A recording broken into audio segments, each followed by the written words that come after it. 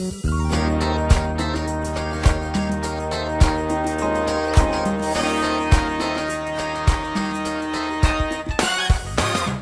to the Peet Reet Show. I'm Pete.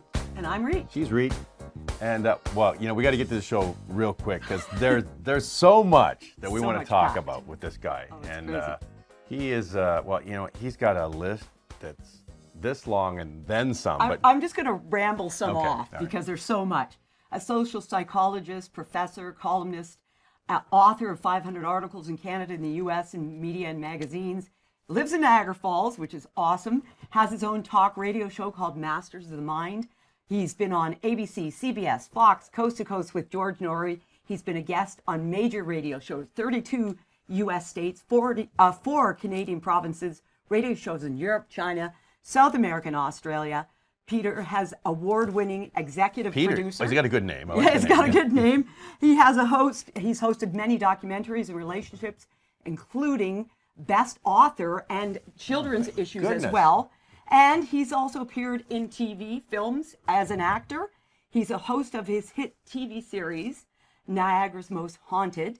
And we are glad to have Peter Sacco with us Peter today. Sacco, welcome. Proctologist too, maybe? What haven't you done? Well, my mother probably have a better reference for the proctologist. Probably, you know, That is quite the impressive. list. Yeah. Wow. Well, life is good. You know what? I think when you find your passion in life and you really like what you're doing, it's not work.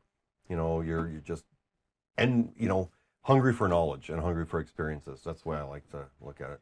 Well, we had a chance to talk to him before we started the show, and I'll tell you, he's got some great information. And this show, we're gonna concentrate on parapsychology and spirits, and get into some stuff that we think people should know about and maybe stay away from. But Yeah, absolutely. let's start off right off the bat and say, are ghosts real? I think they are. You know, I would consider myself a big-time cynic and a skeptic. I believe science explains a lot of phenomenon that people say it's paranormal or it's parapsychical, and it really does have a scientific explanation. But you also have to look at pseudosciences, pseudopsychology. Ghosts can be a science themselves. So, you know, anything has an explanation to some degree. And even if it doesn't have an explanation, there's an explanation out there, but we just have not found it yet. So having hosted now Niagara's Most Haunted, which we're now going into our 5th season, I would say having worked with real Ghostbusters, ghost investigators, whatever you want to call them, they've proven to me with their Tesla boxes, their ghost boxes, hearing things speak on it, seeing them saying things on it, and also catching images, whether it be Kirlian photography or infrared photography imaging, and seeing orbs and this kind of stuff. I've got to say, hey, they've made me less of a cynic or a skeptic, and definitely more of a believer, because I like to say there's something out there. And I think anybody who doesn't believe that is naive to think that, you know, life is just what you see before your Black eyes. and white. Yeah.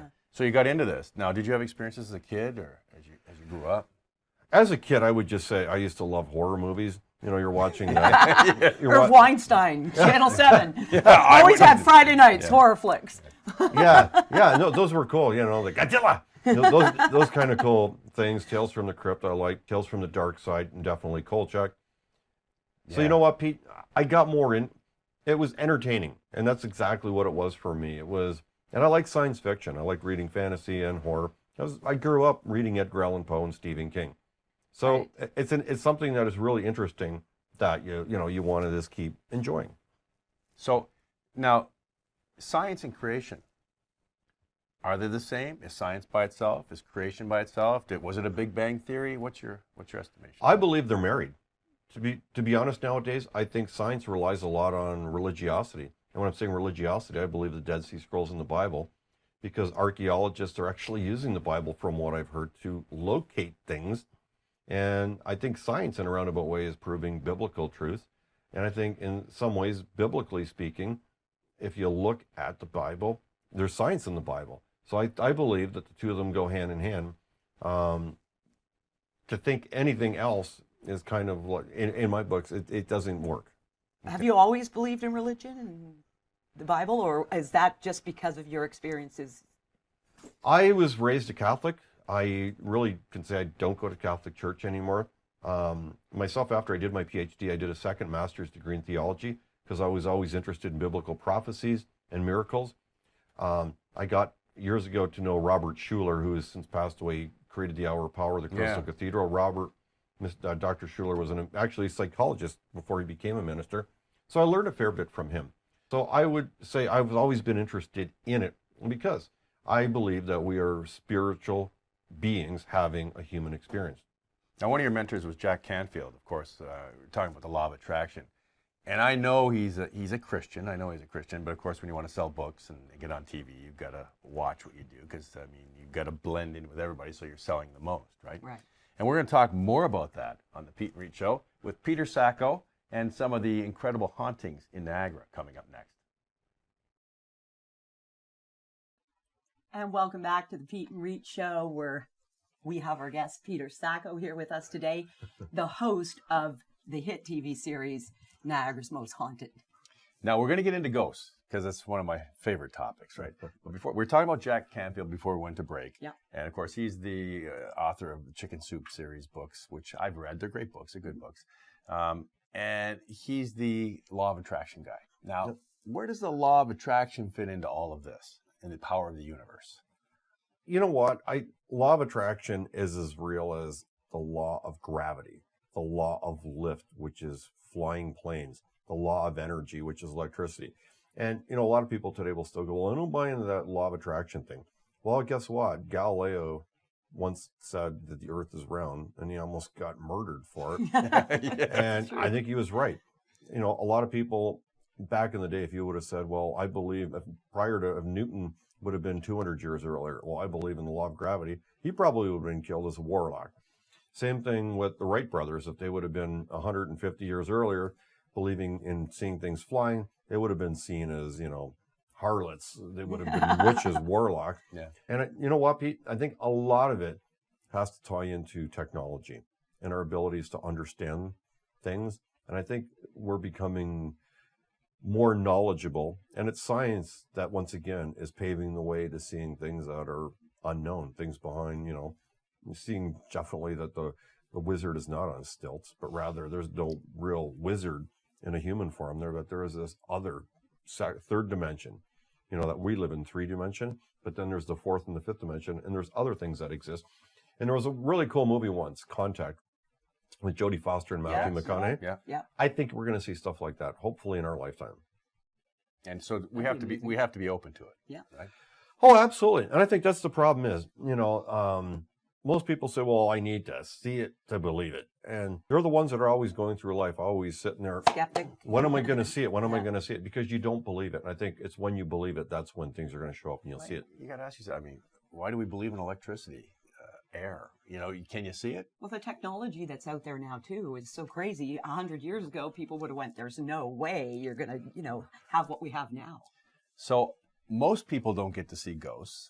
Okay, and you've been doing some research and some TV shows and around Niagara, where there's, I mean, Niagara is just a hotbed. Yeah, the history here. War of 1812, and so tell us about some of the stories around Niagara and the ghosts that you've seen or heard. Did you have a creepy experience? That's what I want to know. Yeah. Something that really made your, you know, hair stand up. Yeah, we did actually. Ironically, I would say, you know, when people ask me about the show and haunted places here, we got some of the most haunted places because we had one of the worst battles in North America, War of 1812. So there was a lot of lives lost here. So with that said, that's probably why a lot of people see this as a really haunted hotspot.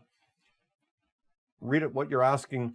We were shooting at a place called Birdie Hall. It's the old Mildred Mahoney Dollhouse.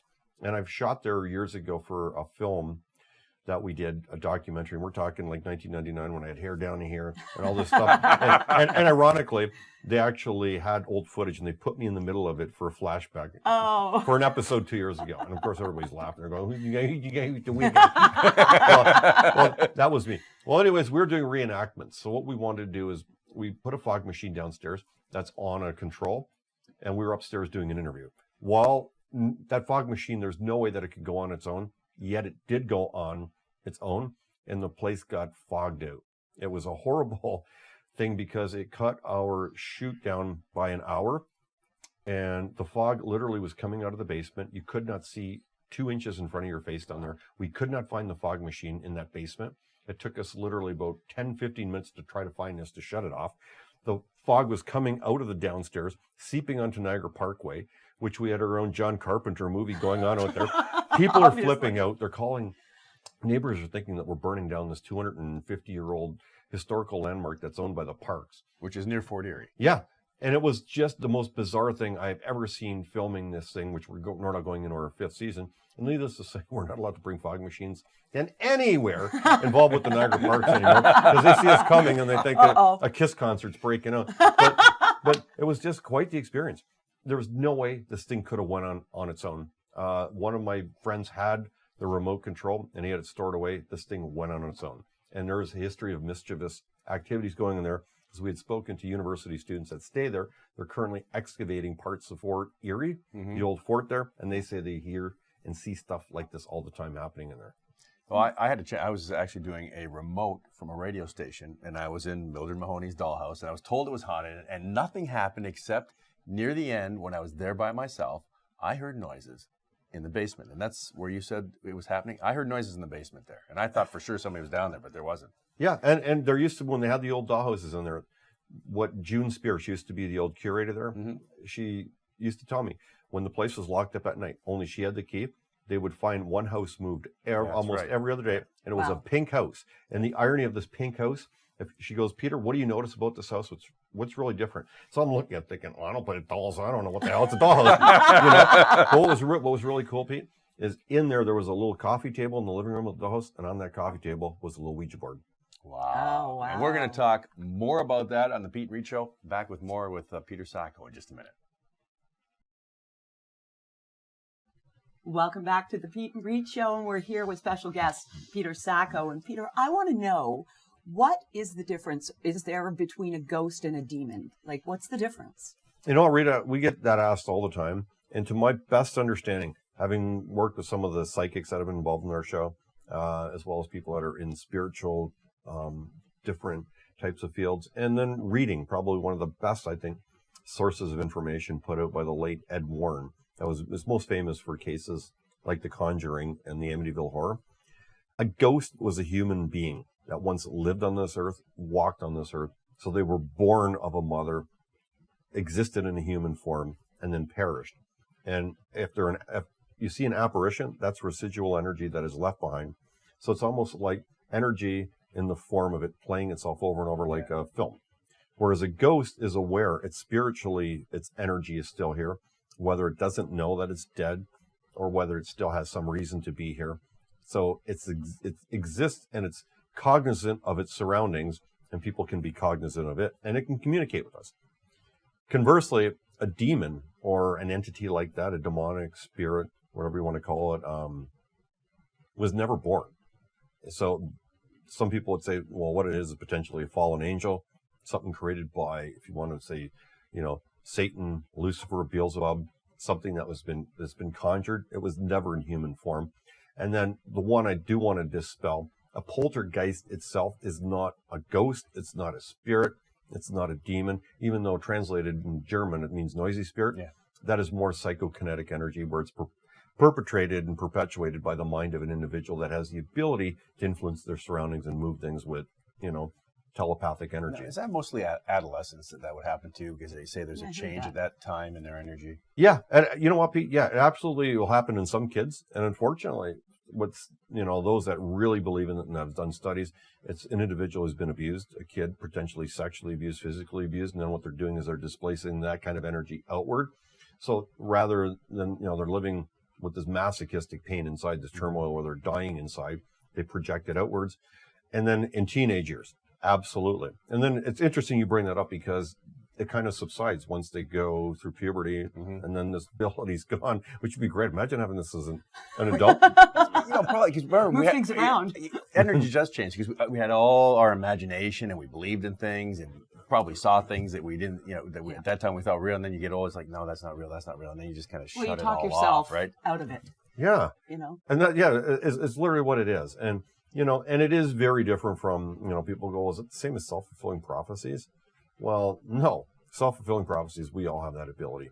And I've been asked, are certain people psychic? I think we're all psychic. We all have certain abilities, but it's those that are able to harness it because they believe in it and then they practice with it. And then I was just having this conversation the other day, having done martial arts, and I still try to meditate in the afternoon or whatever. And I still can't get this bloody third eye. Everybody's going, the You third can't get down to that level. Yeah, you know what? I'm trying to see it too. Rita, the thing is, I'm sitting there thinking, okay, where's this third eye? I'm thinking about, should I go with 85% dark chocolate, 90% dark, or what else? What's Now, to have for dinner? we talked about ghosts. We talked about demons. You've been in some situations that I would think are pretty scary. Yeah, there's been some really intriguing things. This is last year. And God, time's fun. We were in Ridgeway filming for a film that's coming out this year. We're going to be putting in film festivals. And we were filming in this one cool place, an old pharmacy, where we went down these tunnels below. And once again, I'm a cynic and I'm a skeptic, but these people from Canada's Most Haunted came there. Wayne Mellows, he's also an author. And Michelle DeRocher, she's been on Creepy Canada, crossed anything to do with paranormal net. And so they bring their Tesla box, and it's a ghost box. And they have this oculator or oculate or whatever it's called. Michelle's watching. She's going to kill me because she's only told me how to. And I'm going to come back and haunt her. Oculator. Yeah. And so what it does, the one will repeat what the ghost is saying. It'll actually project a ghost on the Tesla box. And this other thing, the ovulator or whatever it is, it's like a printout. So I went into the pit first into there, got a soaker. And I was really upset by this, thinking, you got to be kidding me.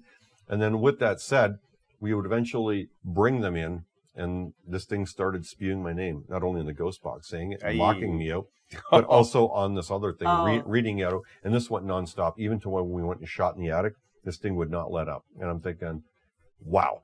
And some people invite these into their homes, like, with Ouija boards or whatever they're doing, conjuring them. And I'm thinking, an hour of this, I'm thinking, who the hell would want this? Well, it's locked on you now. So, I mean, are you like scared? I'm going to be taking it home. Am I going to have problems? That's what I'd be thinking. Yeah. No, I was playing the role of dyslexic that I couldn't read it. So I was just pretending. It wasn't See no affecting. evil, Yeah, speak see no no evil. evil, speak no evil. Yeah. Now, you're watching the Peet Reet Show, and we're here with Peter Sacco. And you brought up Ouija boards, and we're going to talk about that when we come back. Welcome back to the Peet Reet Show. This show's going too fast. Oh, it's really fast. It's like bam, bam, bam. Well, he's so interesting. Well, he's got to come back. There's no doubt about Definitely. that. Now, you mentioned, Peter, about a Ouija board that showed up in Mildred Mahoney's dollhouse, in the dollhouse. Now, there wasn't a Ouija board in that dollhouse, right? Yeah, it was a Ouija board in the dolls, a miniature Ouija board. Okay, but was it there before you saw it the next morning? Yeah, it's always in there on the coffee table. But it was on the coffee table. Yeah. It was just creepy. Wow. So we're going to get into Ouija boards, but before we get your expert analysis and whether we should play with them or not, you had an Well, experience. my parents bought me one when I was like 10 for Christmas because it was supposed to be, like a game. So I thought it was, oh, cool, let's all play Ouija board. So I did it for a long time as a kid, like, with friends, girlfriends or whatever. And then one Christmas, my family decided, and this was just about 10 years ago, my family decided that we're going to sit around one Christmas and we printed out, we didn't have a Ouija board, but we printed out the alphabet and the numbers and a yes and no.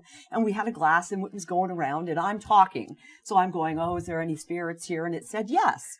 And I said, where are you? And it said right outside the window. And we were sitting in my kitchen with windows all around, right? And so I started asking, well, who are we speaking to? And it said my mom and dad. So I'm like, oh, cool. All right. So we're asking the questions. And then I said, is there a God? And it went, no, right to no, like zipped across the table. And I said, well, I think there is a God. And it went, no. And then I said, is there the devil? And it said, yes. Right. And I said, well, if there's a devil, there's a God. And it went, no, right away. And so I was taunting it, really taunting it. And finally it said crash. It spelled out crash. And I said, what do you mean a crash? And it said car crash. And I said, when and who? And so it spelled out, it went to J. So I said January. So I'm being a smart ass. And it went to J. And so I'm thinking because it was Christmas time, it would be January. So I said, what date? And it went to 5. So I'm like, okay, 2/5. So January 25th, who's going to die? And it went to R, right?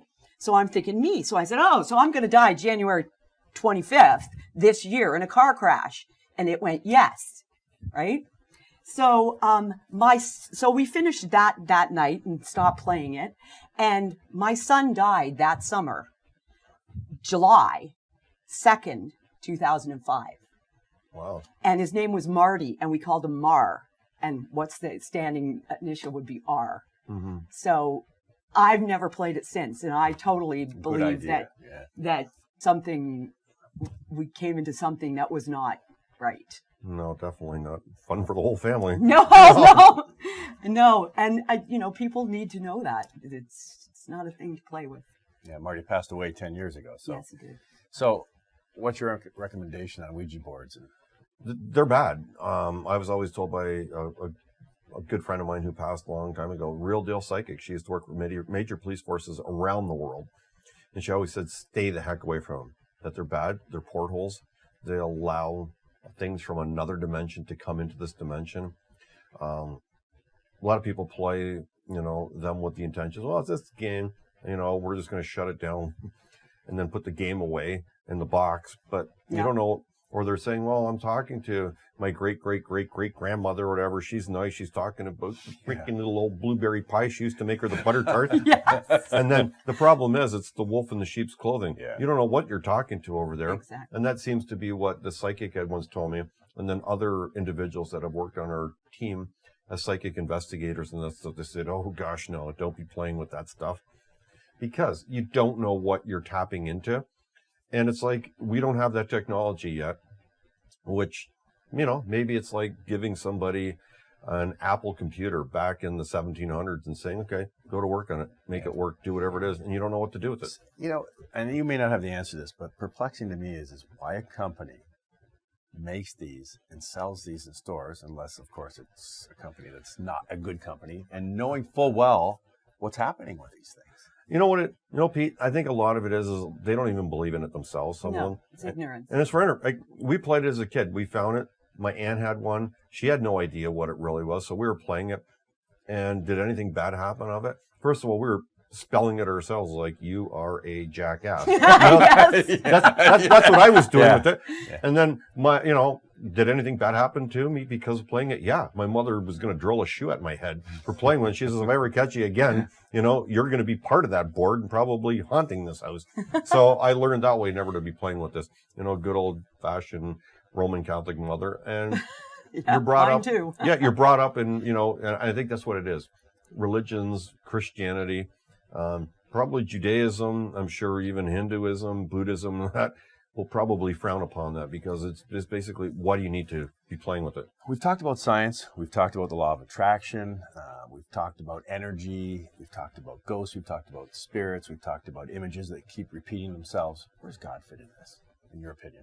In my opinion, I think that God has created the universe, obviously. You have to have a primary mover, a primary designer. And I think, we were all given free will. So we can make our own choices. But you have to live with the choices that you make. But, I think, or I like to think, that God, is not dead, as some philosophers back in the day would have us believe, that he's a very active God, and that we all have the ability to tap into that godly mind. In psychology and in science, they call it the archetypal mind or the collective unconsciousness. And I believe we all have access to that. And I think you have to look at it how personal you want to be with God. You want to make God primary first in your life, or do you want to just call upon him when you're in the middle of when your car is when you have problems. Yeah, when you got Or problems. I need the first parking spot over there. Yeah. That one always kills me. Yeah, exactly. Well, I'd like to thank you so much for coming to the show, Pete. It was great having you, and I hope you come back. Absolutely. I really do. Yeah. Because Thank you so we've much. got so much to talk about. Yeah. We are having him back. Oh, yeah. No doubt about it. And definitely don't forget to watch the Niagara Most Haunted. With Peter Sacco.